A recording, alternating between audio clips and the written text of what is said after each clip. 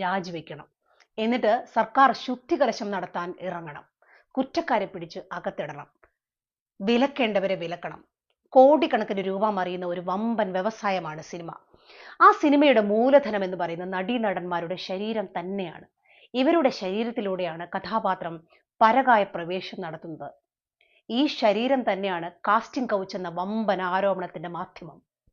സിനിമയിൽ അവസരം തരണമെങ്കിൽ കൂടെ കിടക്കണമെന്ന് പറയുന്നതാണ് കാസ്റ്റിംഗ് കൗച്ച്. ഇത് നന്നായി കൂടുതൽ അറിയാവുന്നത് സർക്കാരിന് തന്നെയാണ്. എന്നിട്ടും കേവലം ഒരു അതിരുതർക്കം പോലെ ഇതും അങ്ങ് ഇല്ലാതാകും എന്ന് ഇടതുപക്ഷ ഗവൺമെന്റ് കരുതിയാൽ പ്രതികരിക്കാൻ സ്ത്രീകൾ ഒറ്റക്കെട്ടായി ഇറങ്ങും. ഞങ്ങൾ ഇരയ്ക്കൊപ്പമാണ്, റിപ്പോർട്ട് ഉണ്ടാക്കാൻ കമ്മീഷനെ വെച്ചത് ഞങ്ങളാണ്, ഇത് രാജ്യത്തെ ആദ്യത്തെ സംഭവമാണ് എന്നൊന്നുമുള്ള പതിവ് പറച്ചിൽ പ്ലീസ് ഇടതുപക്ഷ ഗവൺമെന്റ് നിങ്ങൾ പറയരുത്. കാരണം ജനമെല്ലാം അറിഞ്ഞുകൊണ്ടിരിക്കുകയാണ്. അവരെടുത്ത് നിങ്ങളെ പഞ്ഞിക്കിടും.